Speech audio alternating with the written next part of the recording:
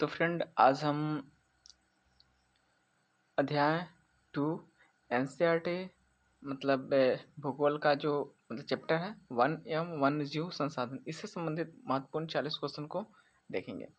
तो सबसे पहले जानते हैं पहला क्वेश्चन। भारत में एशियाई चीता को किस वर्ष आधिकारिक रूप से लुप्त घोषित किया गया था? यानी कि एशियाई जो चीता है उसको किस वर्ष आधिकारिक रूप से विलुप्त घोषित कर दिया गया था? तो इसका सही आंसर हो जाएगा दोस्तों आपको 1952। चलिए नेक्स्ट क्वेश्चन की तरफ आगे बढ़ते हैं। भारत में प्रोजेक्ट टाइगर की शुरुआत किस वर्ष हुई थी? प्रोजेक्ट टाइगर की जो शुरुआत हुई थी वो 1973 ईस्वी में हुई थी। यानी कि बाघों की घटती संख्या को रोकने के लिए 1973 में विश्व की सबसे प्रसिद्ध संरक्षण परियोजना यानी प्रोजेक्ट टाइगर शुरू की गई थी। यानी कि भारत में टाइगरों के बचाव के लिए, टाइगरों की रोकने के लिए, यानी जनसंख्या जो घट रही थी उसको रोकने के लिए प्रोजेक्ट टाइगर 1973 में शुरू की गई थी। नेक्स्ट क्वेश्चन है, हिमालयी यव क्या है? हिमालयी योग क्या है? यह एक औषधि है। यानी कि एक औषधीय क्या है? पौधा है। हिमालयी योग एक प्रकार की औषधीय पौधा है। इसकी छाल और टहनियों से टैक्सोल नामक रसायन निकाला जाता है जो कैंसर के उपचार में काम आता है। टैक्सोल नाम का जो रसायन निकाला जाता है जो कैंसर में क्या आता है? काम आता है। हिमालय योग क्या है? एक प्रकार का औषधीय है। क्या है? औषधीय पदार्थ है।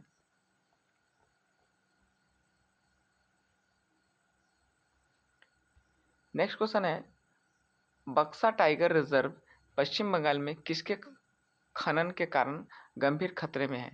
तो डोलोमाइट खनन, यानी कि डोलोमाइट का खनन के वजह से, यानी कि वहाँ पे जो बक्सा टाइगर रिजर्व था वो क्या है, बड़ी मुसीबत में पड़ चुकी है।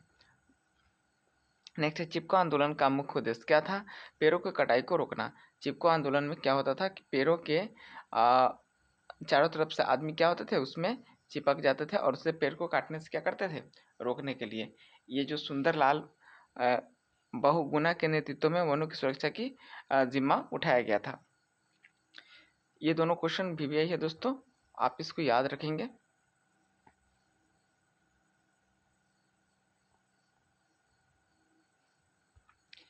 भारत के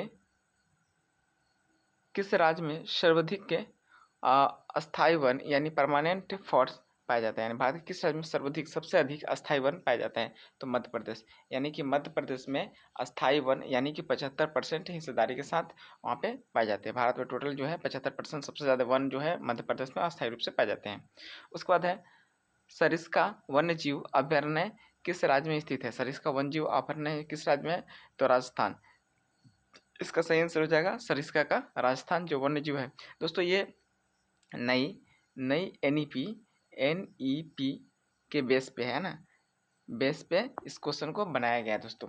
तो ये क्वेश्चन आपको नए एग्जामों के लिए बहुत ही इंपॉर्टेंट होगी और क्या बोलते हैं 10th के लिए तो है ही।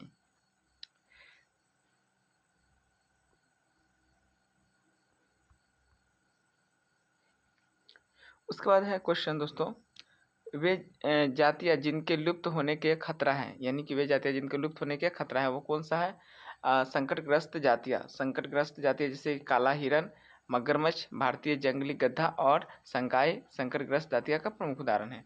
यानी काला हिरन, मगरमच्छ और भारतीय जंगली गधा है ना, इसको विलुप्त होने की खतरा बढ़ रही है। नेक्स्ट क्वेश्चन है दोस्तों, संयुक्त वन प्रबंधन JFM संयुक्त वन प्रबंधन का पहला प्रस्ताव किस राज्य से पारित किया गया था? ओडिशा से हो जाएगा दोस्तों।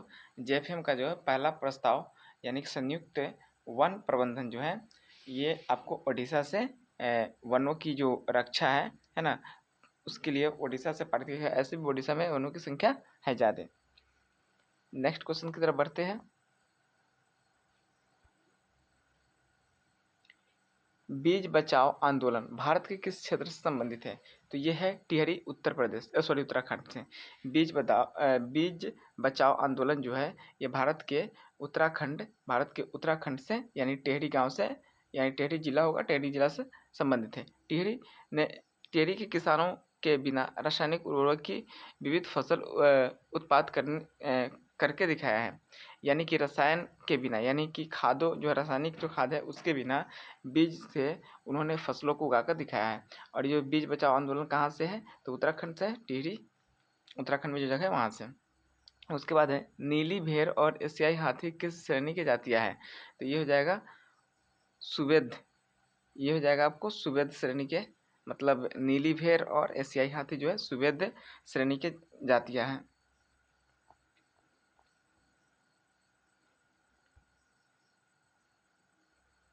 भैरवदेव डाको सेंचुरी किस जिले में स्थित है? भैरवदेव डाको सेंचुरी किस जिले में है? तो अलवर पड़ेगा, ये राजस्थान के अलवर जिले में है, ये राजस्थान के अलवर जिले में है। पूर्वोत्तर और मध्य भारत में झूम खेती के कारण किसका ह्रास हुआ है? यानी कि पूर्वोत्तर और मध्य भारत में झूम खेती के कारण किसका ह्रास हुआ है? तो वनों के ह्रास हुआ है। झूम खेती की वजह से किसका ह्रास हुआ है? वनों के ह्रास हुआ है दोस्तों। आगे बढ़ते हैं नेक्स्ट क्वेश्चन के लिए। तो ये भी दोस्तों VVI क्वेश्चंस रहेंगे। भारतीय वन्यजीव अधिनियम कब लागू किया गया था? तो 1972 में किया गया था। भारतीय वन्यजीव अधिनियम 1972 में किया गया था।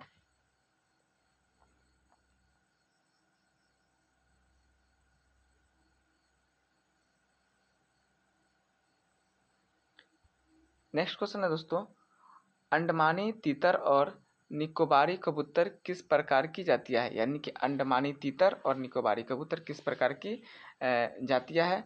तो यह है इसका हो जाएगा स्थानिक, इसका हो जाएगा दोस्तों स्थानिक प्रकार की क्या है? जातियां, यानी प्राकृतिक भौगोलिक सीमाओं से अलग विशेष क्षेत्र में पाई जाने वाली जातियां स्थानिक जातियां कहलाती हैं। यह स्थानिक क्या है? जातियां है। उसके बाद नेक्स्ट क्वेश्चन की तरफ जाएंगे।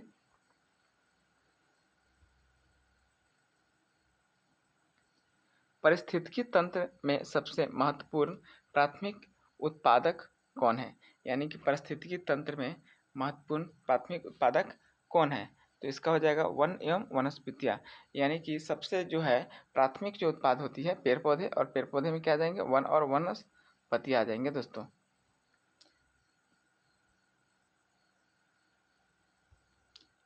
भारत में विश्व की कुल जैविक उपजातियों का लगभग कितना प्रतिशत पाया जाता है? यानी कि भारत में विश्व की कुल जैविक उपजातियों, यानी कि जैविक उपजातियां हैं उसका लगभग कितना प्रतिशत पाया जाता है? तो यहाँ लगभग 16 लाख यानी कि 8% पाया जाता है। इसका सही आंसर हो जाएगा दोस्तों 16 लाख, जबकि 8% पाया जाता है।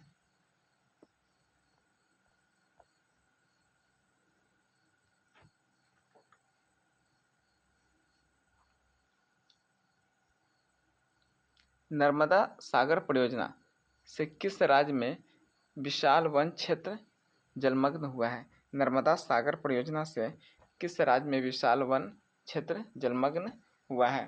तो ये हो जाएगा मध्य प्रदेश। यानी कि नर्मदा जो सागर नदी है, नर्मदा जो नदी है और उससे जो सागर परियोजना है, किस राज्य में विशाल वन क्षेत्र जलमग्न हुआ है, यानी कि जलों से मग्न हुआ है? तो ये हो जाएगा मध्य प्रदेश। मध्य प्रदेश के जो जंगले हैं वो जो है मतलब नर्मदा परियोजना से, नर्मदा सागर परियोजना से क्या हुआ? जलमग्न हुआ है। इस नदी घाटी की परियोजना के कारण लगभग 40,000 हेक्टेयर से अधिक वन क्या हो गया? क्षेत्र में डूब गए हैं, यानी कि अधिक वन क्षेत्र में क्या हुआ? डूब गया है। अब नेक्स्ट क्वेश्चन की तरफ आगे बढ़ते हैं दोस्तों। पेरियार बाघ रिजर्व भारत के किस राज्य में स्थित है? तो केरल हो जाएगा दोस्तों। इसका सही आंसर क्या हो जाएगा? केरल हो जाएगा दोस्तों।